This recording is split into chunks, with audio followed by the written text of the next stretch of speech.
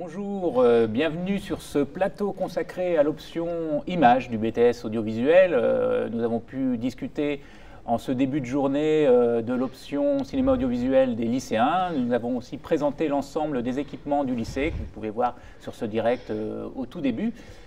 Pour parler de l'option image, deux enseignants présents sur ce plateau. Christophe Orcan qui s'occupe de ce qu'on appelle la TMO, technique de mise en œuvre, c'est-à-dire la partie pratique de l'option.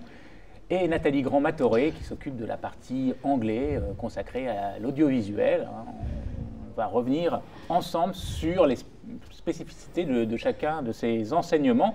Mais tout d'abord, un premier sujet qui vous présente les équipements de cette option. Au BTS audiovisuel du lycée Sugère, les étudiants images sont tout d'abord initiés à la pratique de l'interview et du reportage. Ils ont à leur disposition des caméscopes d'épaule 2 tiers de pouce tels les Sony PMW 350, puis des modèles broadcast tels que les PDW 700 et F800. Dans un deuxième temps, les étudiants appréhendent les techniques de la prise de vue ainsi que l'éclairage multicaméra. Ils travaillent sur 2 plateaux de 200 et 100 m², équipés de caméras EFP Panasonic HC5000 et Sony HSC 300 reliés à 2 régies, Panasonic et Snell & Wilcox. Cet apprentissage est parachevé par la pratique des caméras PTZ robotisées. Le lycée en procède 3.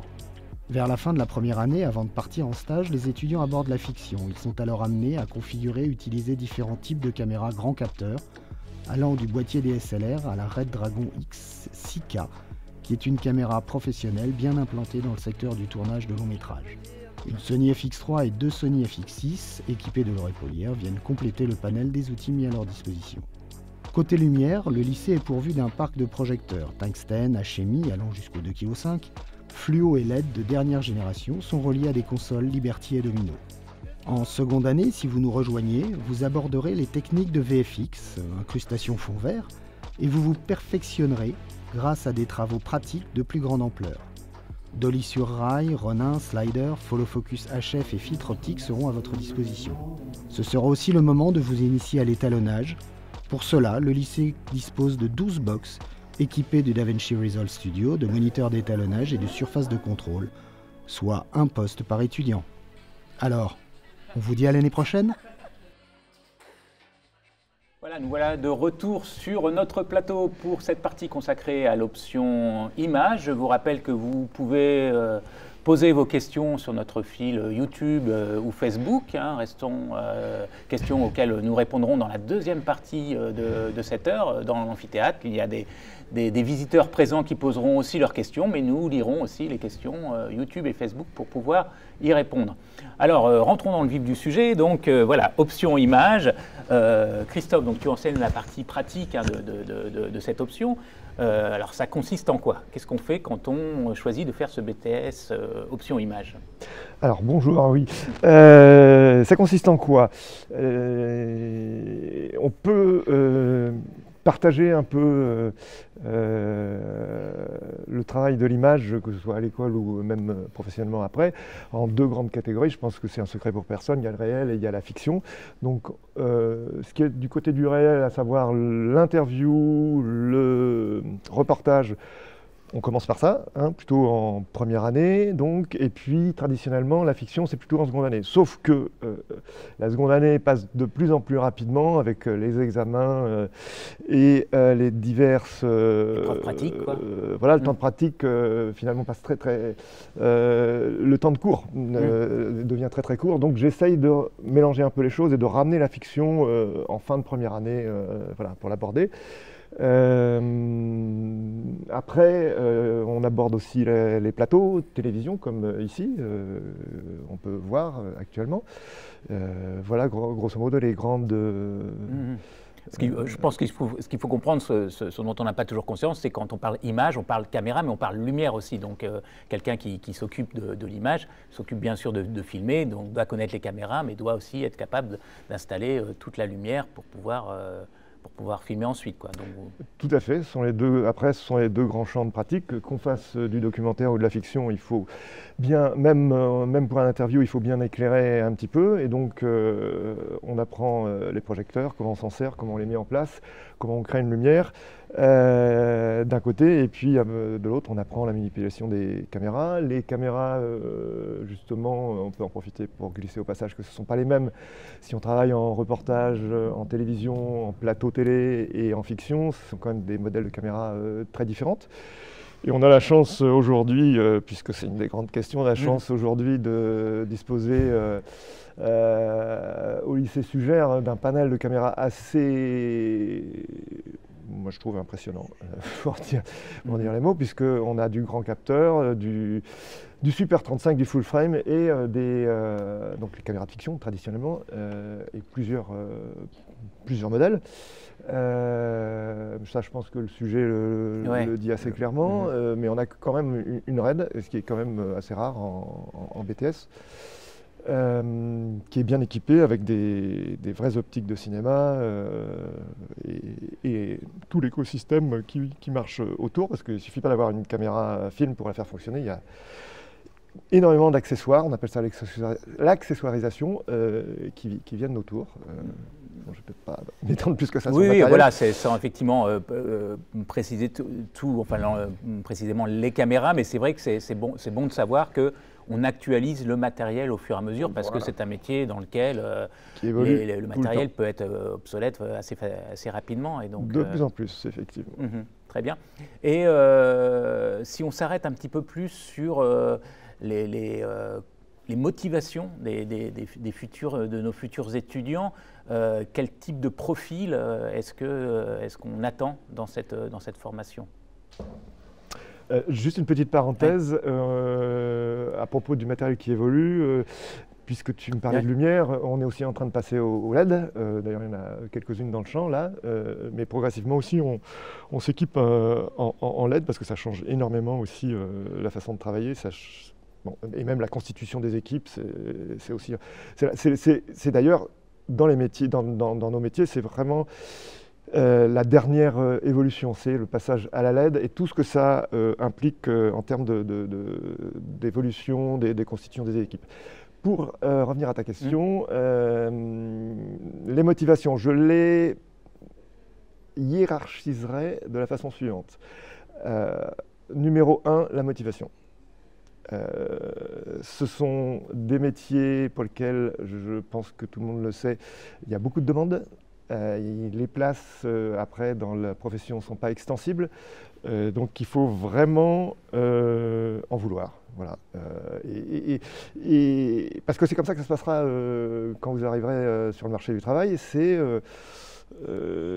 celui qui montrera sa plus forte envie, son plus fort désir, sa plus forte disponibilité, il y a ça aussi, et qui sera retenu. Donc, très concrètement, dans le dossier de candidature, il faut montrer sa motivation, voilà. Bien sûr. La deuxième chose, je dirais, moi, je placerais l'artistique en second. C'est-à-dire, on ne demande pas d'être cadreur avant de rentrer, mais démontrer d'une façon ou d'une autre, par quelques exemples photographiques, par exemple, ou filmiques, petites vidéos, une sensibilité à l'image. Voilà. On a une appétence pour l'image, voilà. C'est quelque chose qu'on pratique déjà. Et elle peut être aussi culturelle. Je veux dire, parler des réalisateurs qu'on affectionne, donc montrer qu'on a une pratique cinéphilique. Je pense que c'est important. Des noms de chefs opérateurs, puisque on parle d'image, etc. Ça, c'est important. Et en troisième, pour ne pas l'oublier, même si je le mets même si je la mets après, la technique. Donc la technique, pour maîtriser la technique, il faut maîtriser un petit peu les sciences. Et, évidemment que la physique, évidemment que les mathématiques, c'est important. Et si vous venez d'un bac qui n'est pas scientifique ou qui n'a... Vous n'avez pas pris de spécialité ou d'option maths il y a même des bacs pro quand même qui viennent, qui ont arrêté la physique et les mathématiques depuis très longtemps. Je leur conseille très fortement de remettre les mains dedans. De faire les mises à jour nécessaires. Voilà, avant de rentrer, parce que c'est pas forcément pour ça qu'ils seront refusés à l'accès, mais par contre, ils risquent de nous lâcher en route. Ils risquent de lâcher la formation en route parce qu'ils seront plongés. Voilà. Très bien, on reviendra à quelques questions avec toi ensuite. Mais on va aussi s'intéresser à l'anglais. Donc dans cette formation, hein, il y a beaucoup de disciplines différentes. Hein. On verra différents enseignants tout au long de cette journée. Et parmi ces disciplines, il y a des heures consacrées à l'anglais. Alors, quelle est la spécificité de l'anglais, Nathalie Grand-Matoré, dans cette formation? Alors, la spécificité de l'anglais, c'est que j'essaye de rendre cet anglais le plus pratique possible. C'est-à-dire que j'essaye d'une part de faire des cours d'anglais un petit peu théoriques sur quand même l'histoire du cinéma, sur un peu de montage, un peu d'image, un peu de prod dans chacune des options. On fait de l'anglais spécifique à la section, à l'option.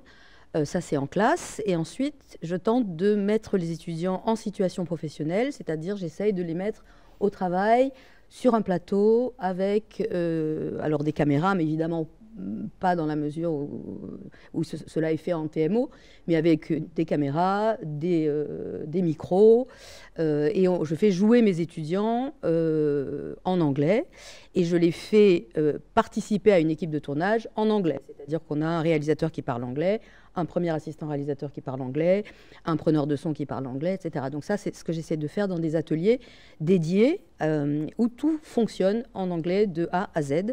Et c'est ça qui donne un petit peu de relief, je crois, à la formation d'anglais, parce que c'est un petit peu plus amusant, c'est un petit peu plus vivant. Et c'est vrai que les étudiants, par exemple en gestion de production, qui d'habitude ne touchent pas de matériel, ne sont pas du tout en situation, ça leur permet quand même de voir ce que c'est qu'un plateau, et tout en parlant anglais, tout en apprenant donc du vocabulaire spécifique dédié.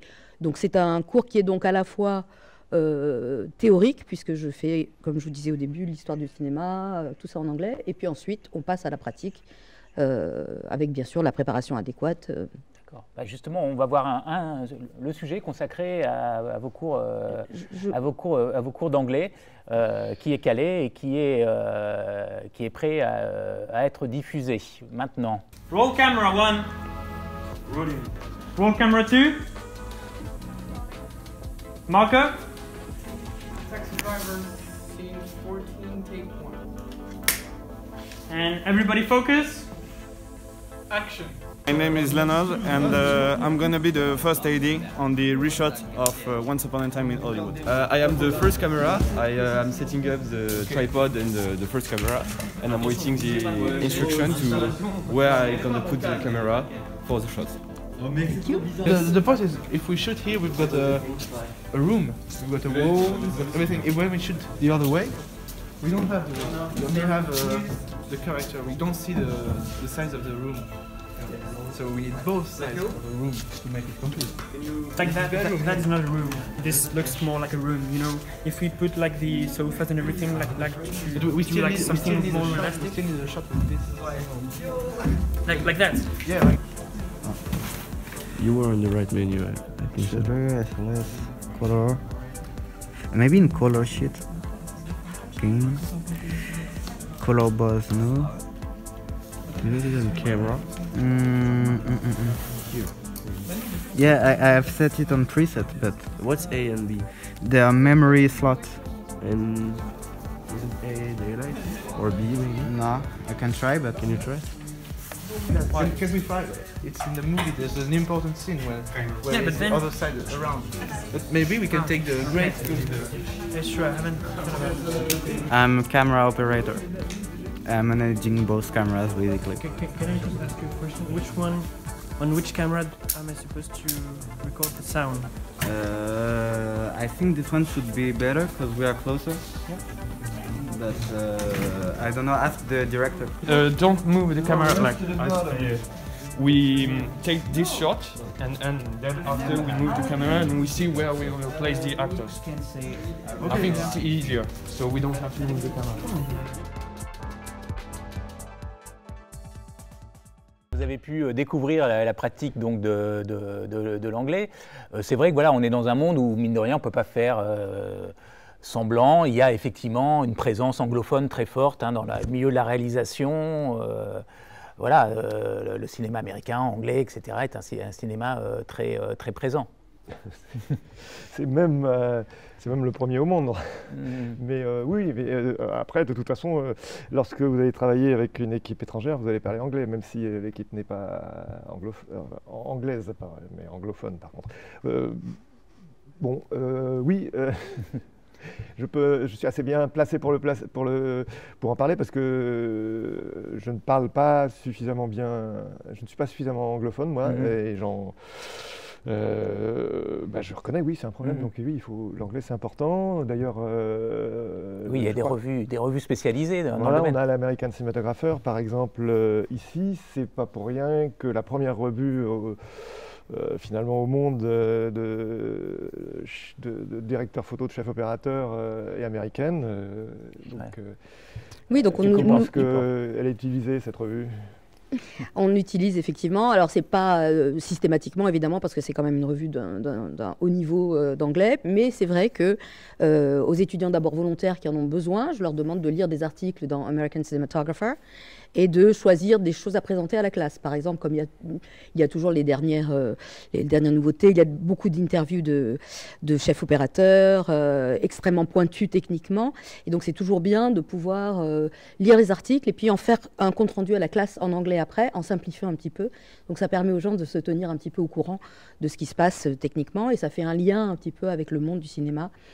Qui effectivement est peut-être un petit peu trop anglophone, mais j'invite mon collègue à venir à mon cours, s'il veut, ça pourra être utile. Avec plaisir. Très bien. Bien, donc voilà pour la première partie de ce plateau consacré aux enseignants. Dans la deuxième partie de ce plateau, nous recevrons d'anciens étudiants pour voir qu'est-ce qu'on fait après cette option BTS audiovisuel images, mais avant ça, justement, un témoignage des étudiants en formation actuellement dans cette option images.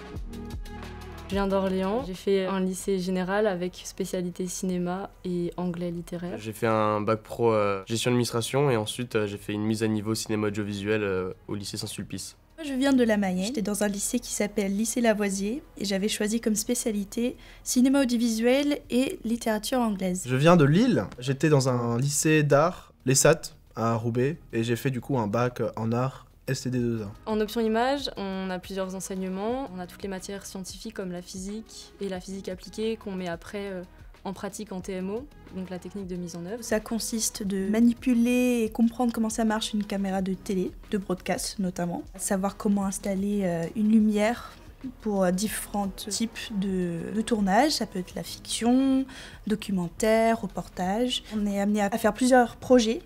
Le but, c'est de vraiment travailler ensemble, être en équipe, profiter de cette formation à acquérir des compétences. Ça reste une super formation, ça m'a appris beaucoup en fait, parce que j'étais pas du tout axé sur le côté technique, mathématique, physique.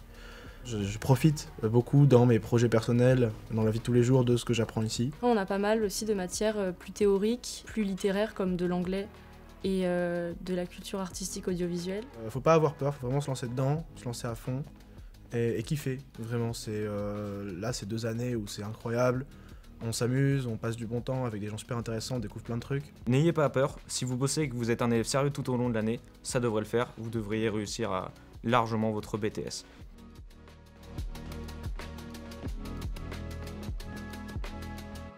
Bonjour, rebonjour plutôt. Nous voici de retour pour la deuxième partie de ce plateau consacré à l'option images. Cette fois-ci, nous recevons d'anciens étudiants qui sont très, très occupés. Notre deuxième invité va arriver sous peu.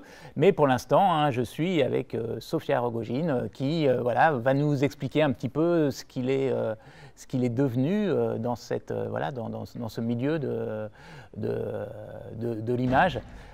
Donc tu es sorti il y a combien de temps de la formation BTS Images? L'année dernière, en juin, j'ai eu mon diplôme, la promo de 2022, si je ne dis pas de bêtises. Ouais.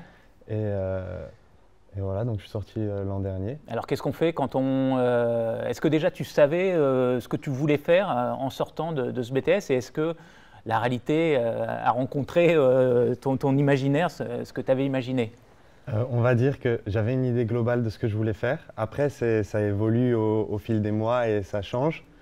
Je voulais continuer les études et pousser en réalisation et particulièrement en scénario. Ouais. Et donc, je me suis engagé dans une formation en alternance. Et en parallèle, comme je faisais depuis le début de mon BTS et mon année de terminale, je faisais des piges à côté, soit des piges ou soit des missions en freelance, surtout dernièrement en post-prod sur de l'étalonnage parce que c'est la chose sur laquelle je m'amuse le plus. Et c'est ce qui me demande en soi le moins de temps pour pallier mon alternance et à côté mon travail perso, tout simplement. D'accord, et donc cette formation en alternance, elle s'appelle comment très concrètement et elle se déroule où? C'est un B3 réalisation à l'écart. D'accord. C'est un B3 réalisation à l'écart et je suis dans une école du groupe Innov en chef de projet vidéo réalisateur. D'accord, ok, très bien. Et du coup, ce que tu as appris durant ce BTS, concrètement, c'est... Alors, est-ce que, voilà, c'est comme quand on passe le permis, genre on a le permis, il faut apprendre à conduire, en quelque sorte, on a tous les outils. Est-ce que c'est un peu cette impression que tu as? Je pense que on est dans un corps de métier qui est comme il évolue constamment, il faut qu'on évolue nous-mêmes constamment et qu'on continue d'apprendre. On a suffisamment de bases pour travailler à la sortie du BTS, ça c'est clair. Moi j'ai fait le choix de continuer les études, que je regrette par moment, que des fois j'accepte aussi.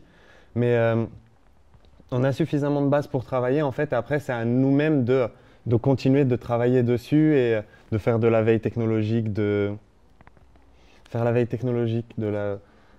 regarder des films si forcément on veut travailler dans la fiction. Je pense qu'il y a un énorme travail personnel à apporter pour une évolution professionnelle tout simplement. Oui, parce que toi, donc, ton but ultime, ce serait d'être réalisateur de fiction. Oui, c'est ça, réal chef. En fait. Voilà. Et comment tu envisages la suite? Donc, tu fais cette formation en alternance. Comment tu vois le chemin pour t'amener à cette idée de réalisation? Quels sont tes buts pour les années qui viennent, en gros? Je pense que je vais continuer sur ce que je me suis fixé, de travailler, d'avoir un travail alimentaire qui me permet de payer mes charges et de vivre tout simplement convenablement. Et d'à côté, sur le reste du temps libre, c'est quand même un peu permis avec l'intermittence et le freelance, de faire mes films. Donc de là, terminer les films sur lesquels je travaille et en même temps de travailler sur des projets d'autres personnes pour du réseautage et pour toujours cette quête de l'expérience. Et à terme, espérons que ça découle sur un long métrage, j'espère. Alors maintenant que tu as un peu de recul, tu as fait ce BTS, tu as eu des suites en type de formation. Quel conseil pourrais-tu donner à quelqu'un qui voudrait rentrer dans le BTS, toi qui as un petit peu plus de recul que, on va dire, des étudiants qui sont actuellement dans le BTS? Voilà, comment se présenter, pourquoi aussi faire ce BTS ou pourquoi ne pas faire ce BTS? Parce qu'il y a toujours des... on découvre à chaque fois ce qu'est exactement cette formation. Qu'est-ce que tu pourrais en dire? Pour rentrer, je ne sais pas. Je sais que quand on est dedans, en tout cas, il faut s'accrocher. Même il y a des moments qui vont être très durs, très chargés, mais forcément, c'est les études supérieures, ça va dans la continuité du lycée et ça va de soi. Et donc, s'accrocher tout au long de la formation, c'est important. Ce que M. Orcan disait sur le plateau d'avant, sur la première partie, la partie physique, elle est quand même non négligeable. J'ai fait un bac L. Faut revenir dedans. Quand on n'en a pas fait depuis un moment, il faut revenir dedans. Après, les professeurs ici sont suffisamment bienveillants et suffisamment pédagogues pour nous replonger dedans et nous aider à obtenir le diplôme. Ça, il n'y a pas de question à se poser de ce point de vue-là, mais c'est important à mon sens de rester accroché tout du long en fait, parce qu'il se passe beaucoup de choses. C'est une formation, on a quand même beaucoup besoin de travailler à côté. Il y a énormément de révisions et puis il y a des plateaux qui se font de temps en temps, il y a des tournages à l'extérieur. À mon sens, il ne faut pas hésiter à y aller quand on a le choix. Ne pas hésiter à y aller parce que ça fait toujours de l'expérience. Dès qu'il y a des expériences, des expériences en plus extérieures, pratiques, c'est vrai que la pratique, dès que vous pouvez avoir un peu de pratique, c'est toujours ça de prix.